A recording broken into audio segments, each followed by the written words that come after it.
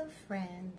So I wanted to talk about a topic that has obviously affected me because I'm in Japanese fashion and stuff and Korean fashion and stuff, and I've been to both places and stuff. And one of those things is the fact that people like to say this thing that that I think is a stupid thing, where they say black girls can't do kawaii fashion, black girls can't wear Korean fashion because they're too dark to do it. So like, you can't be kawaii and be dark at the same time. As someone who studies the Japanese language and was able to get around Japan fairly well with that Japanese language, I can tell you that that word just means cute. Like, it's like saying that we have a strict rule as to who can be called cute. That sounds stupid because it's in English, but like, I've seen Japanese people call black people cute, no problem whatsoever, because words mean things. Because words have definitions of things, because languages have words that mean things. And I noticed a lot of the time it's white people that are saying this, let's be honest. Like, we're not going to sit here and just be like, oh, well, we're just going to sugarcoat. No, it's usually white people that say this nonsense, and it's usually them using Korean or Japanese culture in order to be a cover-up for their racism, because they want to keep black people out of whatever they're doing. Because a lot of, especially white females, have a tendency of using Japanese and Korean culture in order to feel like they're special and they're important just because they're white, because they're inadequate within their own community, because they don't look like Miranda Kerr or something. So they're projecting these insecurities, and they have this fear that maybe them being white truly just isn't enough worldwide. And it's true, you being white isn't good enough worldwide. You have to have something, I don't know, personality. You have to have looks that someone is actually going to like, because people have preferences. You being white is not the sole requirement in order to exist in this world and to be pretty and to do things. And that scares a lot of racist white people. So when you hear these things about how you can't wear pastel colors because you're dark-skinned,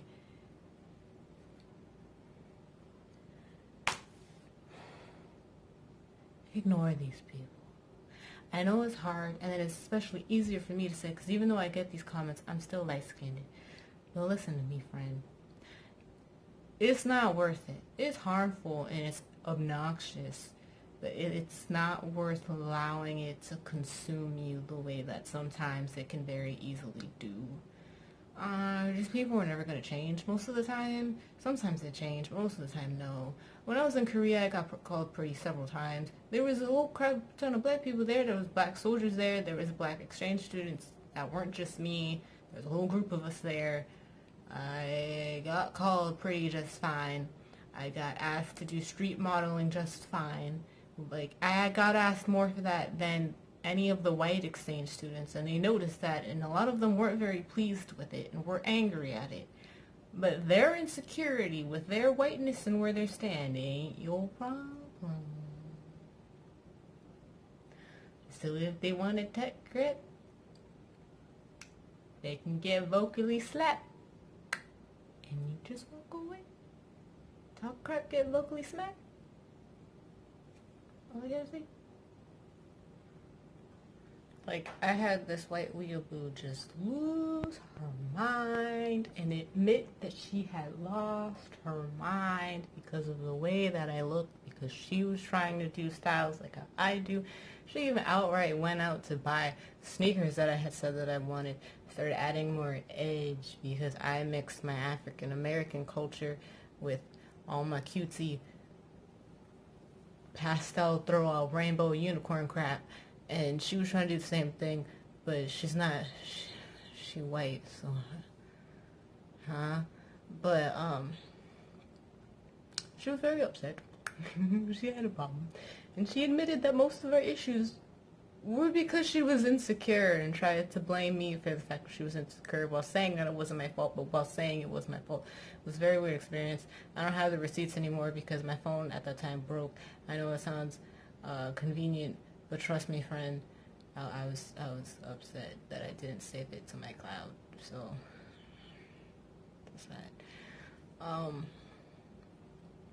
But yeah, they're gonna look for reasons to feel the most important and the. Y'all have seen white weeaboos. You can go right up there to that little search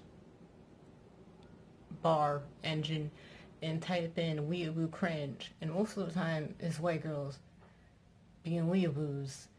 And they are the ones that, even if they're closet weeaboo, they're the ones that say these things about how what is and what is not cute and what is and what is not Lolita. Sometimes with Lolita, though, they're actually the legitimate criticisms that people don't want to take. Other times, it's things like, you can't be fat in a Lolita. And it's ridiculousness, and it's stupid. You can't be black in Lolita. It's very insecure. Typically white, not all the time white. And I'm not attacking white people for the love of God. I'm attacking white weeaboos that are very, very racist to literally like every single race of humanly possible that we know of on this planet. And possibly even the ones that we don't know of.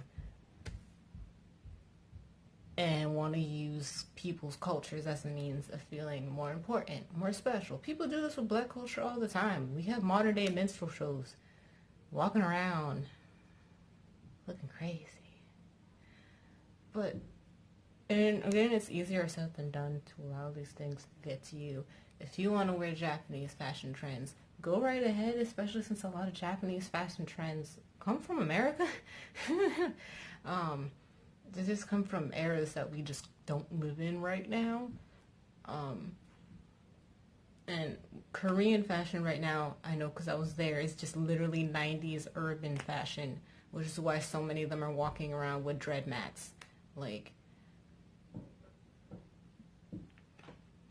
do as you please, and if anyone has a problem, either put them in their place and then ignore them, or just ignore them altogether. There's really just no point arguing with a racist. There's no point. Sometimes you get that rare racist that realizes that they're a racist and they want to change because there's genuinely a good person in there. Other times you're just talking to a wall. And why...